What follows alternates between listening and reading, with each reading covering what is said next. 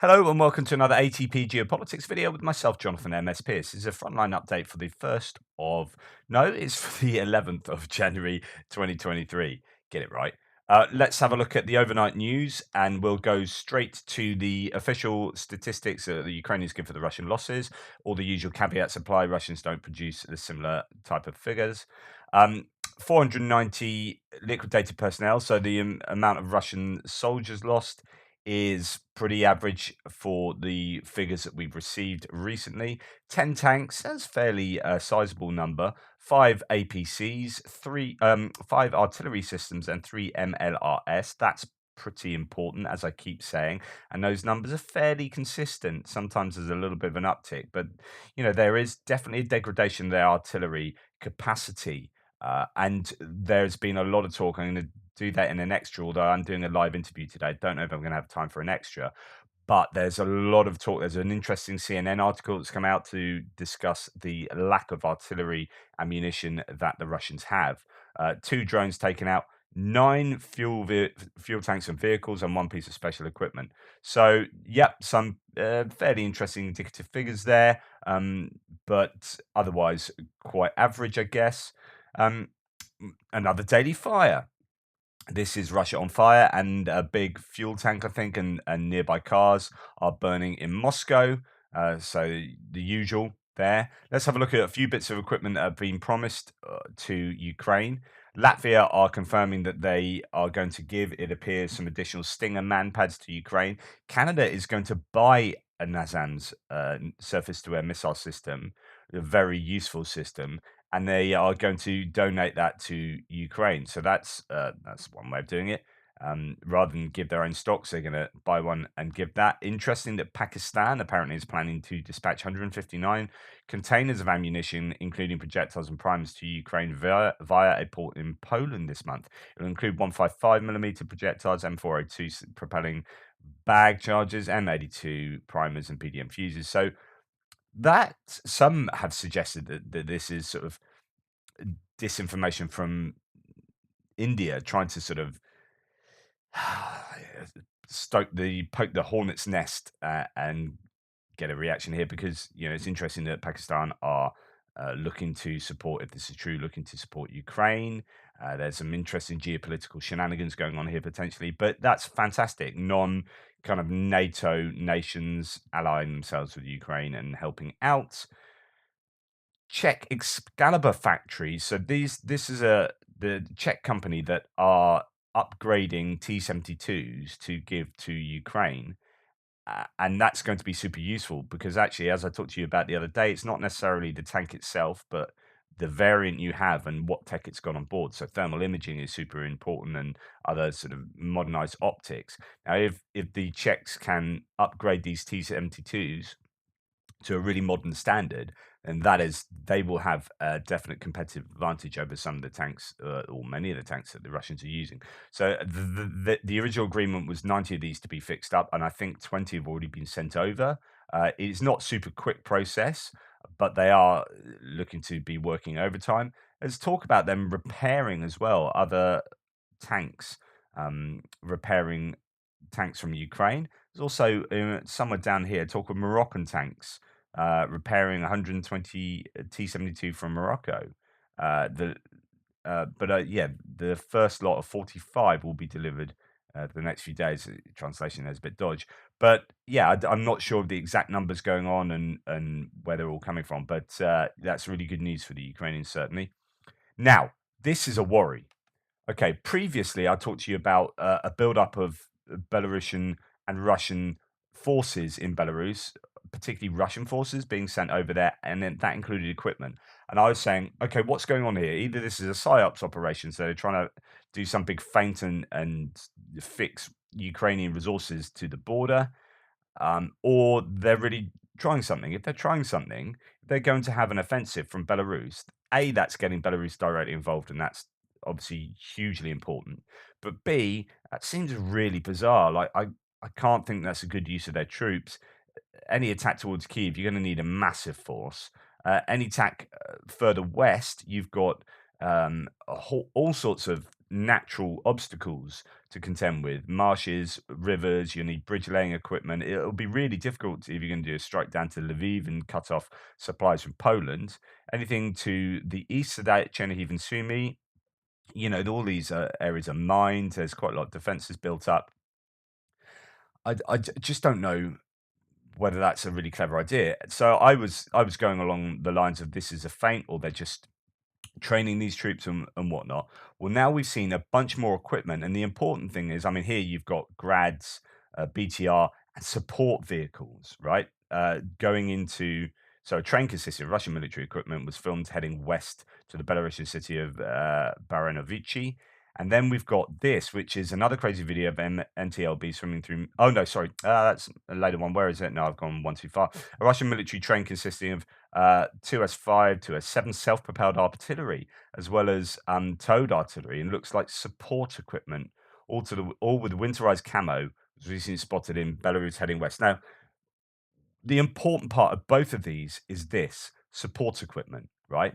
If you start sending logistics equipment not to your front line that you're presently using, where they are absolutely desperate and they're really low on fuel trucks, etc., if you're sending fuel trucks and other logistics equipment to Belarus, then that is about as strong an indication that you are going to have an attack from Belarus as you're going to get. It's not necessarily about the howitzers and the SPGs and the grads, although that's obviously really important. I mean, why would they be sending all that stuff to Belarus?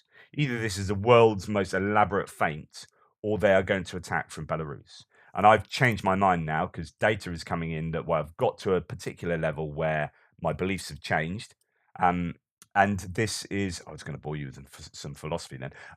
This is just a really clear indication that there will be an attack from Belarus, um, or it's a massive waste of equipment for a huge feint. So either they're being really stupid or they're being quite stupid, because I still can't see much sense in there being an attack from Belarus. Like all of that equipment, if they threw that into some of the front line here, then they will at least shore up their front line, if not punch it. If that was all going to the Bakhmut area, they could make a really big bid for Kramatorsk, Sloviansk, so on and so forth. But they won't. But maybe they figure that an actual attack from here would completely throw the Ukrainian preparations for their own spring counteroffensives, and there could be several of those. It could be one up in the north here, one down in the south here. And if they are attacked beforehand by Russia, or they feel Russia are going to attack, then they might draw away a lot of their resources from these areas to support their own troops in the north of Ukraine, and therefore that would scupper the counteroffensives. So that could be what's going on with the Russians. Interesting stuff. You talk about the ground is now freezing. As you can see, there's snow here. It should be freezing. You got a BTR, I think it is, just literally swimming through. Well, not literally swimming. Mechanized equipment doesn't swim, but it's there's a lot of mud there and a lot of water, and it's not necessarily as frozen as you might think. This sort of environment dictates what's going on in terms of the use of mechanized infantry and maneuvers. We might have seen a lack of Ukrainian maneuvers recently because they're waiting for the ground to properly freeze. So Zelensky has spoken a bunch of times. This is Jack Dex reporting that Zelensky said, "I told the European states leaders about the situation on the battlefield, the difficult situation in Donetsk region, constant Russian attacks, the fact that Russia doesn't count its people, doesn't spare the locals, and doesn't stop before any criminal actions." If you're not held back by any kind of moral veto, then you end up doing anything. So they're just willing to throw people against the problem. And we'll talk about this in terms of Bakhmut and how they're using convicts up there. Zelensky is being pretty forthright here. He's also said, look, if we lose Bakhmut, essentially, I'm paraphrasing, if we lose Bakhmut, we'll get it back again, which is not the end of the world, don't worry, which is exactly right. And just another bit of good news going forward. Here are a couple of guys working in some kind of drone factory in Ukraine saying we have drones now that can go 30 kilometers, 200 kilometers, and 800 kilometers. Now, this might well be super important. If they can start making these, manufacturing these at scale, right, and start producing 800-kilometer range drones, then you start being able to do what they wanted longer range rockets to do, but you also start to hit more meaningfully in Russia. So that's super important, and this is what you want to happen. You want Ukrainians themselves to build up their own capacity, so that they are, in some sense, somewhat sustainable in their attempts. There's also this other thing at the moment with when we're talking about what gear we're going to give in the West, allies, NATO to Ukraine. There's been this switch of like, right, we want to give them stuff so they don't lose, and now there's this kind of mindset change. It's like actually you want to give them stuff so that they win. There's a subtle difference there. It's quite a big difference. It's not now we're going from defensive equipment to offensive equipment. We want you guys to win this war, not just to not lose it. Anyway, let's go on to Frontline. Enough babble. As per usual, we'll start in the northeast. So this is the Kupiansk to Svatove to Kreminna area. Down here, relatively quiet, not really a lot to report. Positional fighting. Defmon seems to think that as one of my pro-Ukrainian sources, seems to think that the Ukrainians are inching closer all along this front line. Rebar says in the Kupiansk Svatove sector, artillery duels continue, so nothing particularly unusual. A few kind of minor claims about stuff. Soon, units of the Ukrainian 3rd Tank Brigade will be brought to the Kupiansk Svatove sector, which may be evidence of preparations for an attack on Svatove, he says. In the Liman sector, Russian forces struck an observation post of the 66th AFU Brigade west of Ploshchanka. So this is so ISW say of that same claim. So if we come down here, there's really not a lot to report. If we come down to around here, they're hitting west of Ploshchanka. The ISW think that shows that they're getting closer to the P66 or R66 highway, and that shows that Russians are losing a bit of ground. But they were in Ploshchanka pretty much recently, so I think if the Russians are hitting them west of Ploshchanka, I think there's no real change there. But yeah. But this is quite interesting. Ukrainian formations carried out a mass strike on Kreminna. They damaged a bridge and gas pipeline as well as several civilian buildings. I presume that's an artillery strike, but there you go. Uh, Defmon says he has a video of a Russian tank in the Kreminna direction, and he's saying actually around there it is frozen, really frozen ground. So again, that could mean that it's a good climate for an attack. Kreminna, the Ukrainians repulsed attacks around Chervona-Popivka, Kuzmyrna, and Bilorivka. I believe that Ukrainians are making incremental progress all along the front, but really not too much to report. The ISW says geolocated footage shows a Russian tank from the 3rd Motorized Rifle Division directly firing on Ukrainian positions west of Ploshchanka and apparently approximately 17 kilometers northwest of Kreminna, indicating the Ukrainian troops had advanced closer to the R66 highway. Yeah. A Russian mill blogger also remarked that Russian troops attacked Ukrainian positions in the Ploshchanka area, further confirming that Russian troops have lost ground near Kreminna. Not so sure that actually indicates that. The Ukrainian General Staff reported that Ukrainian troops repelled Russian attacks near Chervona-Popivka and Bilorivka. Okay, there you go. So not too much to report, and indeed not really a lot to report around Dubrova. So we'll move sort of actually towards Bakhmut already. After just getting no reports, the synopsis: Ukrainians repelled an attack on Kuzmyrna. Yep, Chervona-Popivka and Bilorivka. Yep. Locals in Kreminna say that small arms fire can be heard to the south, indicating that the Ukrainian army is close. The area in red is where the action is. So again, that's just on his map. That's the Dubrova over to south of Kreminna, past Kuzmyrna. So this whole area it might well be active, but not a lot of information. Could be OPSEC or operational security, quite prevalent in that whole area or along that whole front, maybe. Okay, let's try and make sense of what has happened and what is happening down in Soledar to begin with. There are, right, unpicking this, I'm going to give you the Russian narrative first. The Ukrainian narrative, there isn't one quite yet. There's going to be operational security. They don't when things aren't going so well, you're not going to be signposting the fact they haven't gone well. And there are lots of claims flying around the information space. And as much as there being a battle on the ground here, there is also a battle for the information space. But what it looks like, what it appears like from what I reported last night, from what Wagner have said, and the Russian sources seem to have confirmed this, doesn't mean it's definitely true, and that built on this is that the Russians and what reporting from Ukraine said this yesterday, that the advantage the Russians have had in terms of this battle has been the fact that they don't seem to care for the lives of their initial waves of troops. So apparently, according to some sources, they are using a couple of waves of convicts to do the attacking first, that they don't mind losing because they're expendable, and that then finds a weakness. And once a weakness is found, they then exploit that with their better troops, their the proper Wagner troops, if you like, and that's how they exploit these weaknesses. There have also apparently been paratroopers down the south here. In fact, some claim that really Wagner was sort of encircling around here, and they got the high ground. So this is some high ground here, which is a pretty big advantage. And then they had paratroopers coming up from the south, and they kind of met in the middle there, and this kind of encircled the Ukrainians and put them into a cauldron, which they're now apparently still mopping up. There are claims that there could be as many as 400 Ukrainians left in this area. They gave them an ultimatum to surrender by midnight, but I don't think anyone did surrender.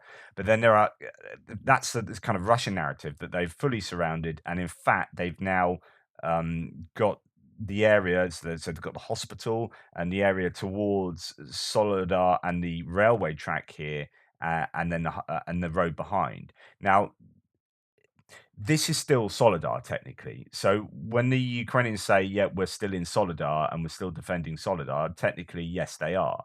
But it's all about this railway station here and this part of Soledar, which is kind of this. It's a very long, thin settlement here in a sense. So they were fighting Soledar over here, then they lost that, then they lost this part of Soledar, then this part of Soledar, then that part of Soledar, and they're in the arguably, according to Russians at least, in the very sort of outskirts of Soledar, but it is the area that has the railway going through it. It is important they keep that, arguably. So that's a Russian narrative.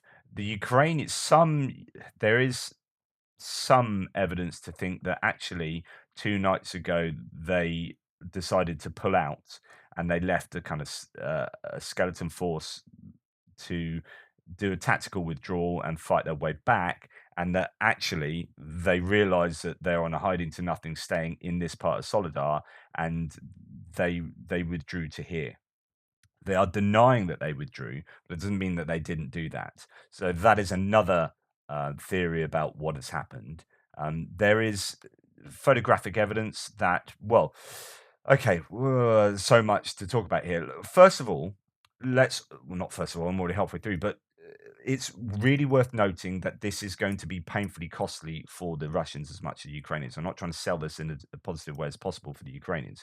Both sides will be losing a lot. But when you hear Russians saying the Ukro-Nazis are losing thousands, what they're doing is probably projecting quite a bit.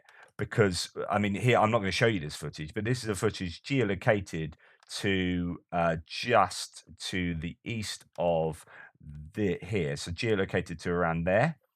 And this is footage of 13 Wagner troops just getting taken out by artillery. So all 13 of them, it appears, were completely killed. Right. So there you go. That's just one artillery strike and 13 people dying.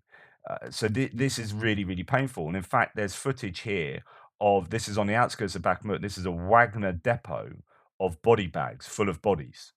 Right. So Russians could say, yeah, the Ukrainians are losing heaps. The Russians will be losing more. This is an offensive operation. Ukrainians are dug in. They are getting a Pyrrhic victory, arguably, but Pyrrhic victories come at a very high human cost.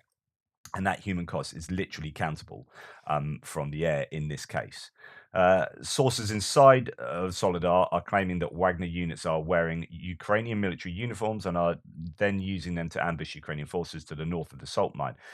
I showed you that video footage that Wagner were using to say we are outside the administrative building in Soledar, and the guy on the right was wearing Ukrainian clothing and didn't have a coloured band on. So if this claim is going around, then that is well, at least not disconfirmed by that video footage. It could be that this claim has come out as a result of the video footage. I don't know. But anyway, those claims are out there. Defmon says the situation in Soledar should not be underestimated. Both sides are allocating a lot of resources. It will be interesting to see for how long Russian forces can keep up the pace of the attacks. So, what is interesting there with that kind of claim is that, yeah, Wagner might have got most of Soledar here, but at what cost? And I keep saying this: are they able to then keep going? So the importance of Soledar here is in terms of this road and the logistics and the whole area that go up to Seversk. So ideally, what the Russians would like to do here is break this road that connects Bakhmut to Seversk, and they are pretty much almost able to do that right now.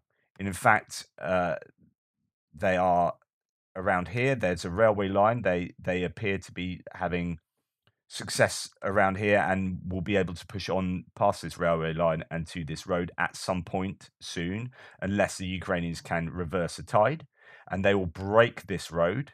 And then you can see, like operationally, at least what I would be thinking is, yep, you need to be making a nice straight front line so you can't be flanked in any kind of counterattack. And then they will. Seversky is quite a key place that is important for the Ukrainians not to lose.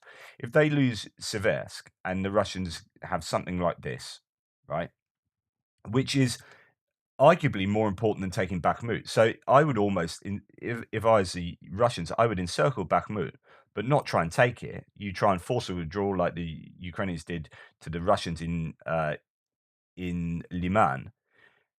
Meanwhile, you try and take this area, because if the Russians have control of this area, then the Ukrainian counterattack at Kreminna is in trouble because they're able to be flanked. In fact, they would need to be thinking about their rear the whole time here. So I think this all starts around Soledar, and Soledar isn't just important for Bakhmut. It's important for cutting these supply lines, and then obviously want they would want to be going for Sloviansk, for Kramatorsk and these settlements behind. Do they have the capacity to do that?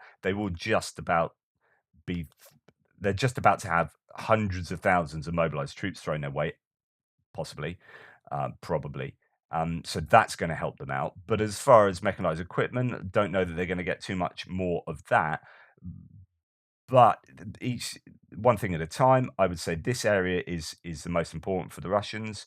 Encircle Bakhmut without necessarily attacking it, although they'll probably do that. It might be a slow enclosing of the net. This Soledar, taking Soledar up here is super important for that encirclement. Pirorodny has apparently been lost to the Russians.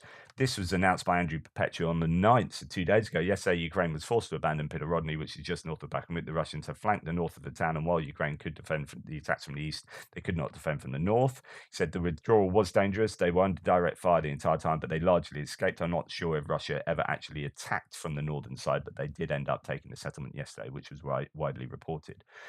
And there are claims that they are also in Krasnohora. Some claims that they've taken Krasnohora, others that they're fighting over it. There are a couple of entrenchments and defenses that the Ukrainians have here that the Russians will find very difficult to take, which is why they haven't sort of taken them yet. Some mappers are saying that actually they'll leave that, take Krasnohora, and then try and encircle these entrenchments there. And the Ukrainians might fall back to this kind of line of the railway line, Um, they can sometimes present embankments that are quite useful to defend. Um, so yeah, that's the situation as far as both sides are kind of reporting it. Well, really, the Russians are reporting it. Ukrainians haven't really said too much. Um, if we go on to look at a few other claims, so Dmitry here says the press service of Prigozhin claims that Soledar is fully under control of the PMC Wagner, attaching a photo of Prigozhin himself. So I think that's pretty risky. He's actually gone to the salt mines. So Prigozhin, Yevgeny Prigozhin, is in arguably could be that salt mine doing press shoots. What does that tell you? It tells you that the Russian narrative could be somewhat true. Ukrainian reporter Butasov from Soledar 14 minutes ago, this was last night, saying it's very difficult, heavy fights, but soldiers are motivated. There are significant forces in the area which are under control. Yeah, but which areas are under control? Maida, commander of the Ukrainian Air Reconnaissance Group, titanic efforts to hold Soledar. It's cold. Encirclement is BS. Okay, it could be. The Russian narrative could be wrong. But until there's evidence otherwise, I am going to assume that they have at least made some significant gains in Soledar. In Soledar, says Rebar, Wagner's assault troops liberated the center of the city and drove the enemy to the northwestern outskirts. The dominating Urichna hill was taken. And that was super important. That's this hill around here. That was what happened is the Ukrainians were basically flanked. And when you are being attacked from two sides, is quite difficult. And actually, they punch through the center as well. So you're basically being attacked from everywhere. Things are going to be really tough, and that's what happened. Wagner units closed the encirclement ring around the remaining enemy forces in Soledar to the north of the salt mine number 4 and began clearing operations. West of Soledar, Russian troops are advancing towards Blahodatne and the Sol railway station. In Bakhmut, the enemy is defending east and southeast outskirts, but word is spreading of a possible withdrawal to Chaziv Yar and Kostiantinivka. Wagner fighters advance in northern Opitny. At the same time, Russian forces broke defenses and are fighting in central Klishchivka. So this is an extension of I don't know, of that narrative that is probably extending into not being true here. But maybe the Ukrainians are considering. I mean, there will be a contingency, and they will have things set up for a withdrawal to Chaziv Yar, but I don't think they would do that necessarily at the moment. It depends how long the north holds out up here. You've got Pidorodny um, being lost, and arguably Soledar, Krasnohora on the way. And there are threats from the east and from the south. There are advancements in Opitny, apparently, and worryingly in Klishchivka as well, at least as according to the Russian narrative. So let's just look again at the Ukrainian sources. Ukrainian soldiers, according to no reports, did not receive an order to retreat. The latest info I have, the Ukrainian soldiers are still present in Soledar. This info is from noon, so that's noon yesterday. So that will be out of out of date now. But also Soledar could also mean this very western area of Soledar. So yeah, they're still in Soledar. Yeah, okay. Also, in Bakhmut, the Russians are pressuring east of Pidorodny, of which I got confirmed is under Russian control. So, further reports that Pidorodny is under Russian control. Bakhmut South, says Defmon, the AFU repulsed attacks in the area of Klishchivka, Kernimivka, and Mayorsk. There are pro-Russian reports of fighting inside Klishchivka, but there is no visual confirmation. They also claim advance in the Opitny area. He does go on to say that this is what he talks about Bakhmut North. Defmon says the Ukrainians repulse attacks around Bilorivka, Soledar, Pidorodne, and Bakhmut. Russian channels claim progress in Pidorodne and frankly all over the place. That was the important part for me, but there is no visual confirmation. I'm skeptical to the extent, but there is no doubt Russians are making progress. Okay, that is broadly what's going on in Bakhmut. Worrying to the north, the definite advances to the north that could cause some huge problems logistically connecting some of these settlements. And then if your supplies are cut from one direction into Bakhmut, that's a problem for Bakhmut, but also for some of these other places from Bakhmut. They have to be supplied from smaller roads from the west. And also, what does this say about Seversk, as I've already said, going forward? And then as we come down south, I don't know too much about the east, what's going on there along Massimienko Street and and the waste sorting plant, but Opitny seems to be some gain from the Russians here and fighting in Klishchivka, probably coming from the north, it seems, which is certainly worrying because if Klishchivka falls, then Bakhmut really is in trouble. You hope that these entrenchments behind Klishchivka can hold out, but it means that Ivanivska's next, and the road coming through Ivanivska will be under the control of the Russians, and then you're relying on a much smaller road coming in from here that might end up being under fire control. But that's, advancing some time into the future. And then, of course, Kodiimivka and Ozerinivka, and even Mayorsk as well, fighting towards Toretsk, I believe, through Druzhba. So, yeah, things are looking uh, worse around Bakhmut than they have been previously, and it'll just be interesting to see how it unfolds over the next few days. Actually, just before I very quickly tell you about the rest of the front, because there's not a lot has happened, here's actually a fairly clear, decent map from Rebar that explains at least the Russian narrative and what it looks like. There's a lot to be said about the terrain around here. I've spoken for too long. I'd love to show you a topographical map, but there's a lot to be said about terrain around here. I think there's higher ground around here for the Ukrainians to be able to utilize, because the Russians have high ground around the north of Soledar, and I think higher ground around here as well. But that Soledar, if you are flanked, it's so difficult to hold out. If you are being attacked from three directions, uh, it's a monumental task to try and hold a place like Soledar. The key is not to be flanked, I guess, in any kind of military operation, obviously, but it just shows the importance of um, very simple tactics like flanking. um, we got Krasnohora under a lot of pressure, and Pereskovivka here. uh, we'll see how much the Ukrainians can hold out here. Apparently, according to some claims, that their forces have withdrawn back to these areas here and will be exhausted. The problem is they will be unable to be rotated as well. So these guys are probably there for good. Rotation would come along this road, and this road is compromised, arguably. So trying to get reinforcements and rotation to help them out is a challenge. Right, properly on further south, and the simple fact of the matter is not an awful lot has happened. The DPRs claim to have got a stronghold somewhere in the Turetsk area. I don't know whether that was, as I was saying, coming out from Mayorsk. It's just fairly vague. Fighting in all the usual places. Vodyanye down south of Avdivka. Novomokolivka right down here.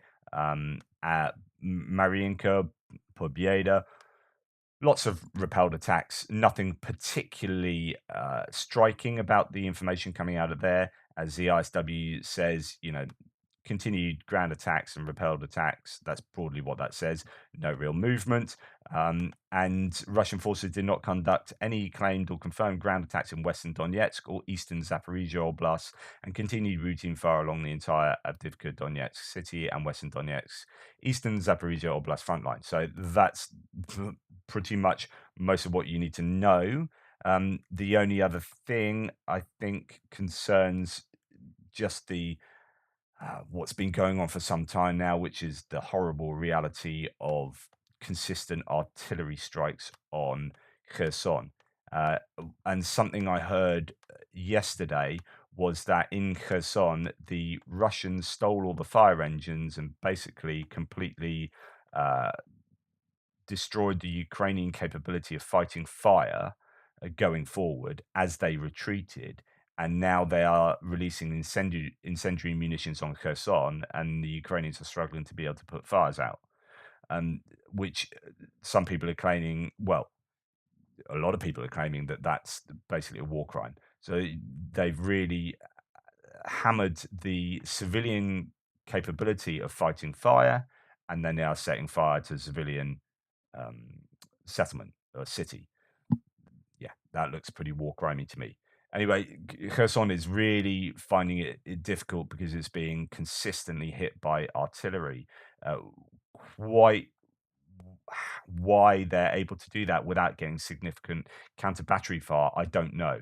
I'm sure the Ukrainians are working hard on that. We have seen artillery systems losses over the last week, and I don't know where that's come from. But it would be really useful for Kherson if counter battery was really effective around there, because they seem to be able to pummel Kherson fairly indiscriminately at the moment. Anyway, thank you for watching. Thanks for your support. Hopefully that was useful for you.